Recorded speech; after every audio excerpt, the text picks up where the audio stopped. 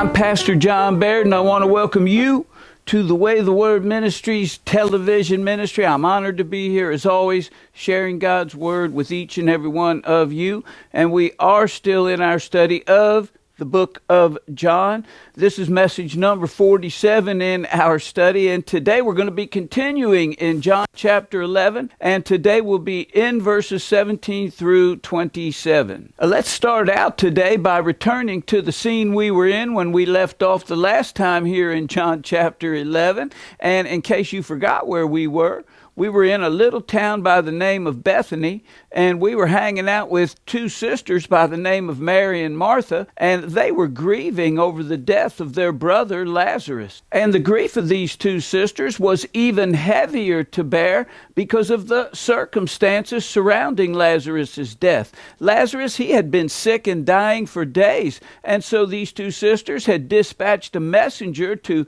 take a message to Jesus, who, if you remember, was hanging around down there by the Jordan River. And in John chapter 11 verse 3, what we see is the message was simple but urgent. It said, "Quick, come back to Bethany. Lazarus is sick." Jesus got the message, but he delayed for several days before heading into Bethany. Now, we all assume that messenger, after he got that message to Jesus, that he headed back to Bethany and let those two sisters know that he delivered that message to Jesus, but we really can't be sure of that because it doesn't say so in the Bible. Either way, these two girls, they were expecting Jesus to arrive quickly as their healing hero and raise their brother Lazarus from his sick bed, but instead there was nothing but silence, with them sitting there by Lazarus's bed watching him die. Jesus was a no-show, and Lazarus did die. And so these two sisters, they are hurt and confused. Why didn't Jesus come? And our verses today are going to pick it up when Jesus finally does arrive there at Bethany 4 days after Lazarus' death. Let's dive right in. John chapter 11, verses 17 through 27. On his arrival, Jesus found that Lazarus had already been in the tomb for 4 days. Now, Bethany was less than 2 miles from Jerusalem, and many Jews had come to Martha and Mary to comfort them in the loss of their brother. When Martha heard that Jesus was coming, she went out to meet him, but Mary stayed at home. "Lord," Martha said to Jesus, "if you had been here, my brother would not have died. But I know that even now God will give you whatever you ask." Jesus said to her, "Your brother will rise again." Martha answered, "I know he will rise again in the resurrection at the last day." Jesus said to her, "I am the resurrection and the life. The one who believes in me will live even though they die. And whoever lives by believing in me will never die. Do you believe this?" "Yes, Lord," she replied. "I believe that you are the Messiah, the Son of God, who is to come into the world." Now, as we've been moving through the Apostle John's Gospel account, I keep reminding you that it's here in John's Gospel account that Jesus makes those 7 famous I am statements about himself. And every time Jesus makes one of those I am statements, every time he says I am, what he's doing is he's declaring that he and the one true God who revealed himself to Moses at the burning bush are one in the same. And you might remember what God said to Moses at that burning bush. You'll find it in the book of Exodus, chapter 3, verse 14. God said to Moses, "I am who I am." He said, "Say this to the people of Israel, I am has sent me to you." And so far, we've looked at 4 of Jesus' 7 I am statements here in John's Gospel account.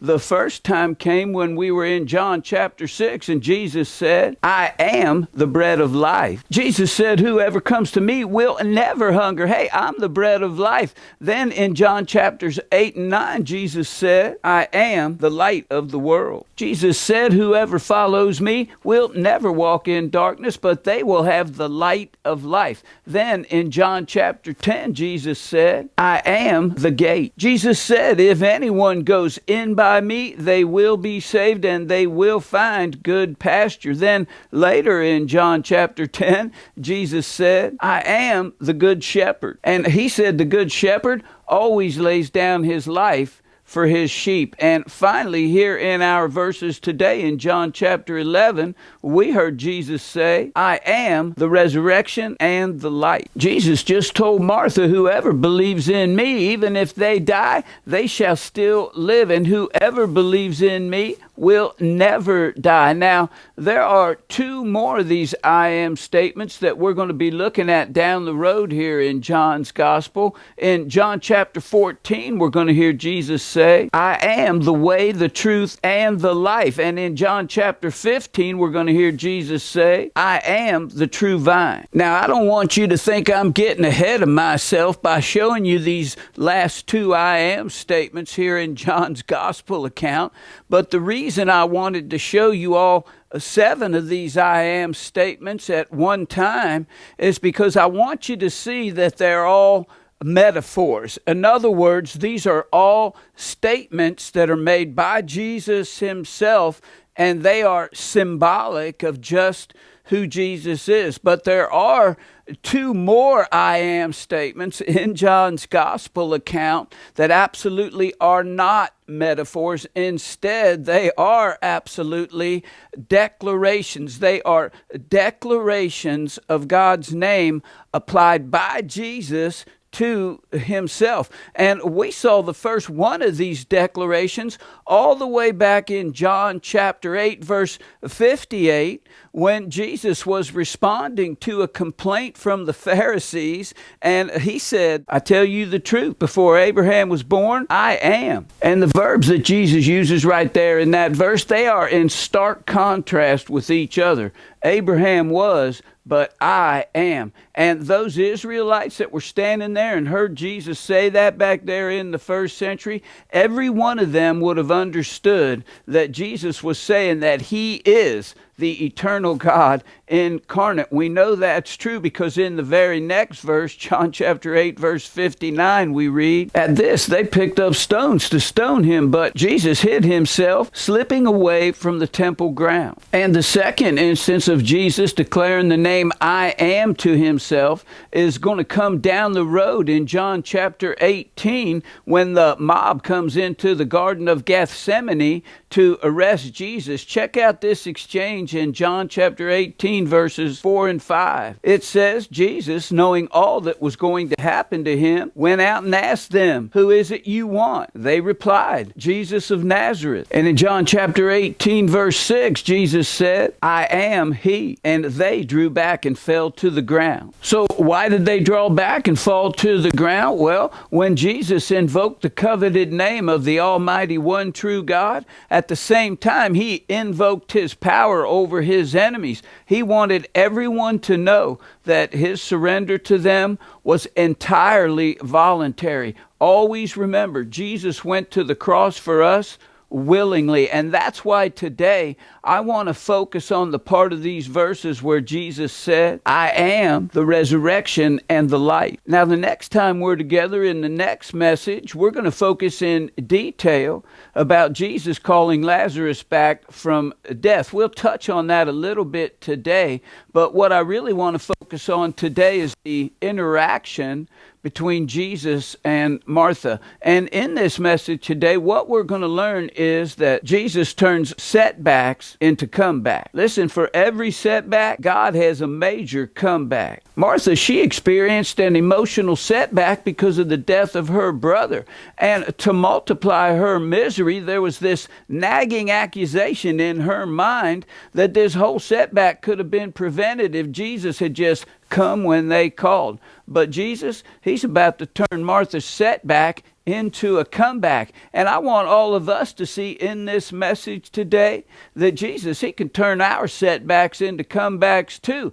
Everybody has setbacks. There's relationship setbacks, financial setbacks, career setbacks, health setbacks. You might be in the middle of a setback right now. And setbacks, they are not pleasant things. But everybody loves a comeback. That's why they made all those Rocky movies, right? In every one of those movies, Rocky, he spent most of the movie losing, and then at the end, there was that comeback. And again, everybody loves a comeback. I don't know if we needed 8 Rocky comebacks, but they were all pretty good movies. Now, I don't want to be a spoiler. I always say to you, I don't know everybody that's watching and listening. I don't know where you're at in your Bible study. And again, I don't want to be a spoiler, but Jesus, he is going to raise Lazarus from the dead. And I think we'd all agree that Jesus doing that Jesus calling Lazarus to come forth out of that tomb, well, that's a pretty major comeback. But the greatest comeback in history is when the corpse of Jesus was placed in a dark tomb and he was resurrected from death. Now, there are other people in the scriptures besides Lazarus who were raised from the dead.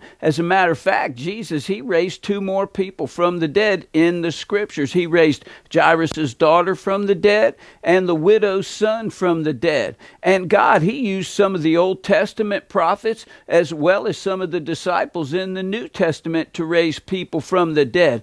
But just like Lazarus, all those other people that were raised from the dead in the Bible, they all did eventually die. Raising them from the dead was just a postponement of the inevitable. They were all raised from the dead, but Jesus, he's the only one that's ever been resurrected from the dead. He is alive now, and he will be alive forevermore. And someday his promise to us is that he's going to resurrect all of us. Now, he is the resurrection and the life. And because he's the resurrection and the life, well, that's why he can turn our setbacks into comebacks. And there are 4 stages of turning setbacks into comebacks. Number 1, we need to meet Jesus at our point of desperation. In verse 20 of our verses we read, as soon as Martha heard that Jesus was coming, she went to meet him, but Mary remained seated in the house. Now, the wording in our verses makes it clear that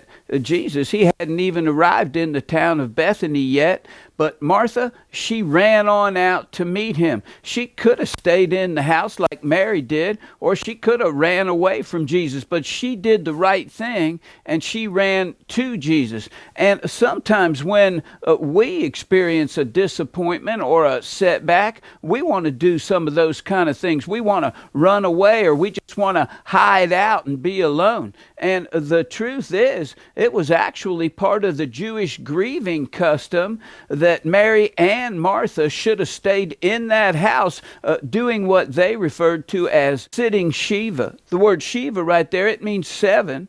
And so this sitting Shiva thing, this is a 7-day mourning period that they would do in recognition of a first degree or immediate relative who had died. And so both Martha and Mary, they should have stayed in that house sitting Shiva after their brother Lazarus had died. But when Martha heard that Jesus was in town, she just couldn't sit still. Martha ran to Jesus. So what's your setback today? Have you lost somebody you love, or has somebody you love left you? Are you struggling with some kind of sin or addiction that you just can't seem to shake?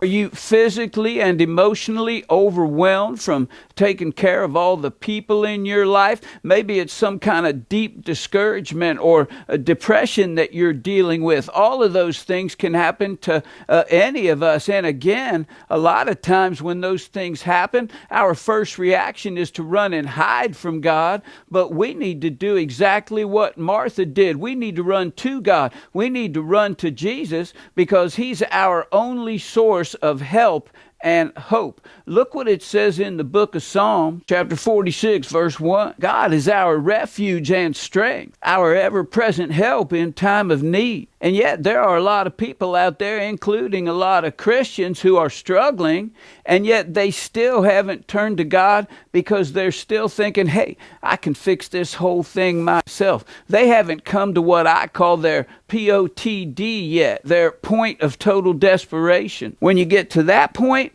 that's when you'll run to God, and that's where you'll meet God. Number one, we need to meet Jesus at our point of desperation. And number two, we need to admit our pain of disappointment. In verse 21 of our verses, Martha said to Jesus, Lord, if you had been here, my brother wouldn't have died. Martha's grief, it was mixed with a sense of outrage and disappointment. And I actually kind of liked the fact that Martha kind of gave Jesus a piece of her mind. See, at first, Martha's setback, it led to blowback against Jesus. She said, Jesus, we sent you a message, and then we waited and we waited and we waited, and our brother died, and now he's been dead for 4 days. If you had been here, our brother would still be alive. And if you're upset today and you find yourself questioning God, then it's important to express your pain and disappointment with God, to God. Whatever you have to say to God, listen, God,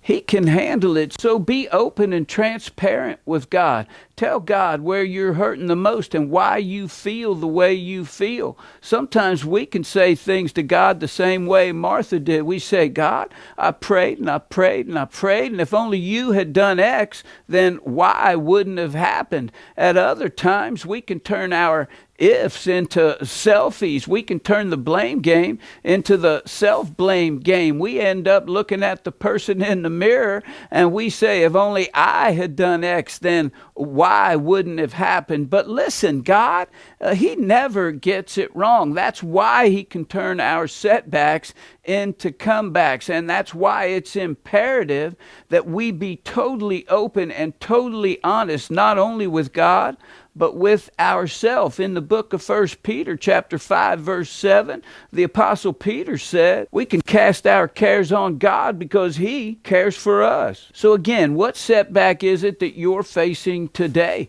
Does it have to do with money? Maybe it has to do with your health. Maybe it's something about a relationship or your future. Maybe it's about some hidden fear. Whatever it is, tell it to Jesus. Listen, everyone out there who's ever lost someone they love, as far as they're concerned, the time they had with that person, it simply wasn't enough. And that goodbye, well, it came too soon. And still others out there, they're letting the burdens and the pains of life keep them from living life. And there are still others out there who have broken hearts. And as far as they're concerned, there's nothing and no one that can make it right. But I'm here to tell you today that there is hope for the helpless. There is love for the brokenhearted, and there is rest for the weary. And it all comes through God's grace, mercy, and forgiveness. It all comes through Jesus' great sacrifice of love. So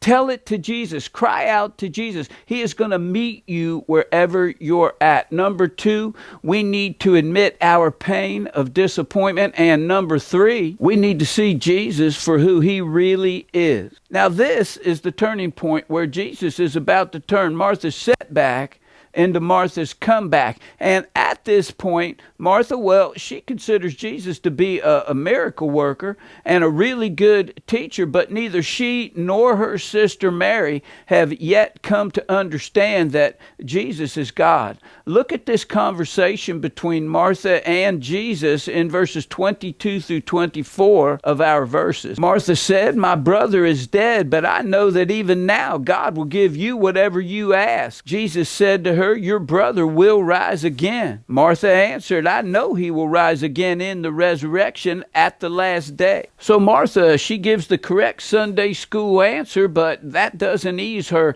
current pain. And I can almost see her roll her eyes as she looks at Jesus and says, I know He's going to rise again in the resurrection on the last day. And then I can almost hear her thinking, but that doesn't do me any good right now. That's a long time away. I need help right now. And so Martha, she gives this religious answer, but it doesn't ease her pain in any way. And that's when Jesus looks at her and says, I am the resurrection and the life. The one who believes in me will live even though they die. Which tells you and me that the resurrection, it's not so much an event as it is a person, the person of Jesus. It's Jesus and Jesus only. And so our setbacks can become our comebacks when we, number 3, see Jesus for who he really is. But there's still one more stage, and that's number 4. We need to boldly believe and receive Jesus' blessing. So the first thing a person who suffered a setback needs to do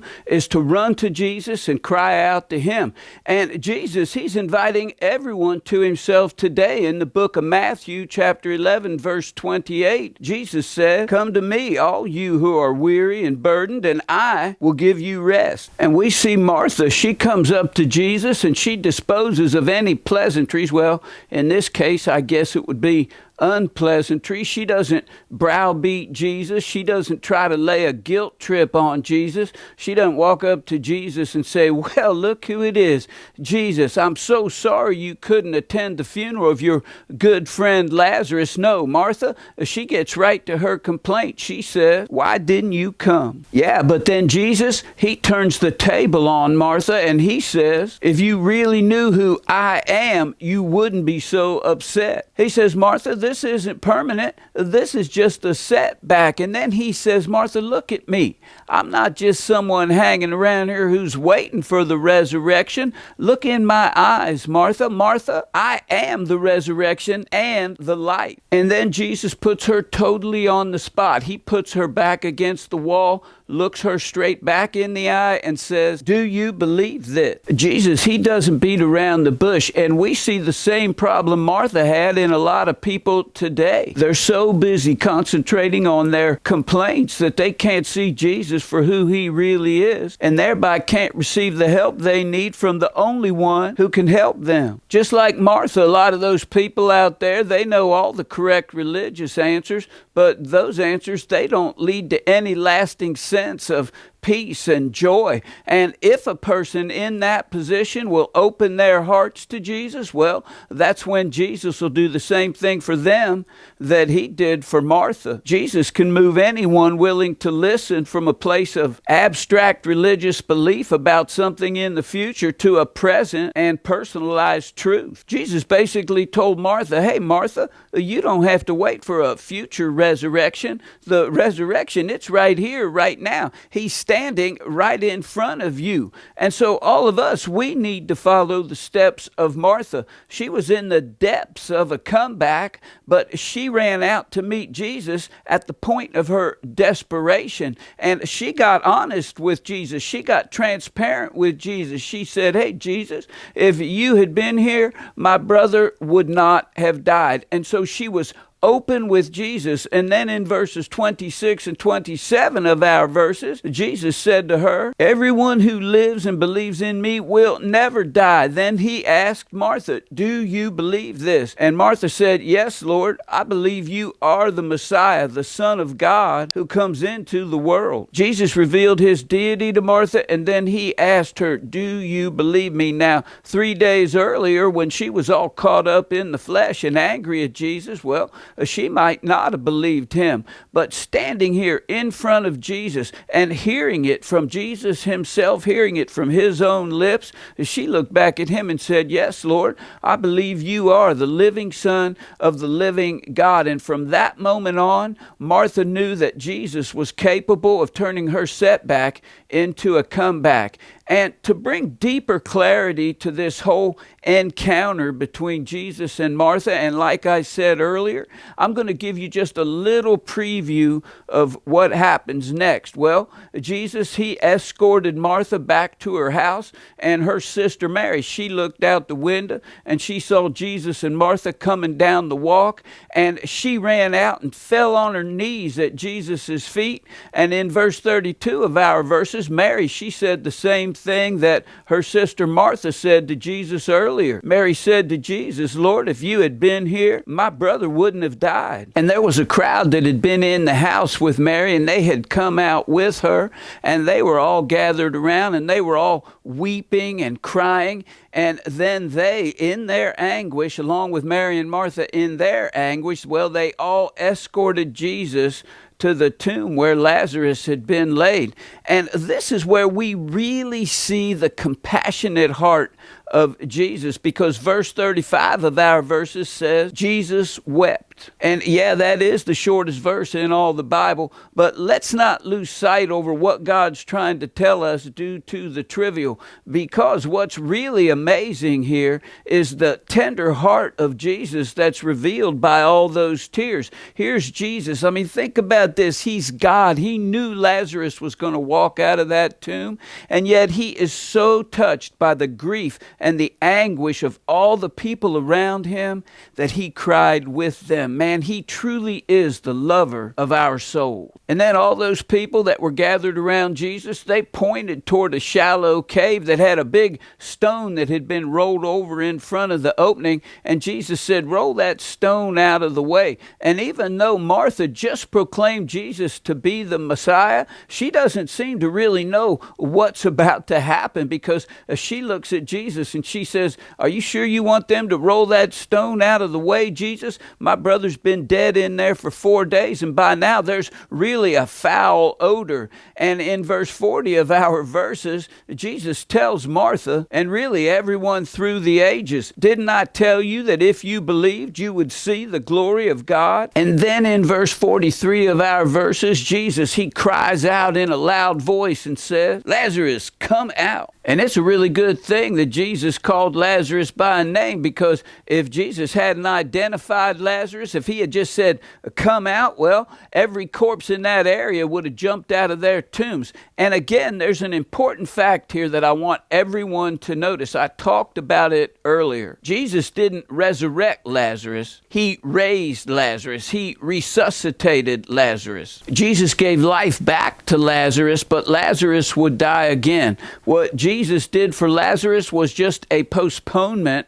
of the inevitable. At this point in history, our season right now, there's only ever been one that's been resurrected, and that is Jesus himself. He is the only one who ever came back from death, and he is alive forevermore. Look what Jesus himself said in the book of Revelation, chapter 1, verse 18. I am he who lives and was dead, and behold, I am alive forevermore. Jesus, he conquered death in the grave. He had the victory over death in the grave on our behalf, and now we can invoke his victory over anything and anyone that ever tries to tell us different. But anyway, back to the cave here. It must have been an almost comical scene. You have to remember that before they put Lazarus in there, their custom was to wrap his whole body in strips of cloth. And so they would have wrapped one leg and then the other leg and then one arm and then the other arm, and then they would have started at his feet and wrapped him all the way up and covered his head. And so when Jesus called Lazarus out of that cave tomb, Lazarus probably came hopping out of there. And again, I'm sure it looked like something comical, or maybe like a horror movie, I don't know. But in verse 44 of our verses, Jesus said, take off the grave clothes and let him go. And when they unwound those grave clothes, Mary and Martha, they looked into the eyes of their beloved brother, living and breathing. It turned their sorrow into joy. The worst day of their life had become the best day of their life. Jesus had turned their setback into a major comeback. And Jesus, he will do absolutely the same thing for anyone who will receive his truth. Hear this and know this. Jesus, he can turn your setback into a comeback. God will bring you out. And so maybe you faced some setbacks in your life. Maybe you're facing a setback right now. Listen here. Stay close to Jesus. Be open and transparent with Jesus. Tell him about your pain. See Jesus for who he really is, and then get ready, because he's going to turn your setback into a comeback. That's my prayer for every one of you watching and listening today, including myself. And so, until the next time you and I meet here on the Way the Word Ministries television ministry, may God bless you, may God keep you, and may God grant each and every one of you the desires of your heart, all in Jesus' mighty name. Until then, I'll see you later, everybody.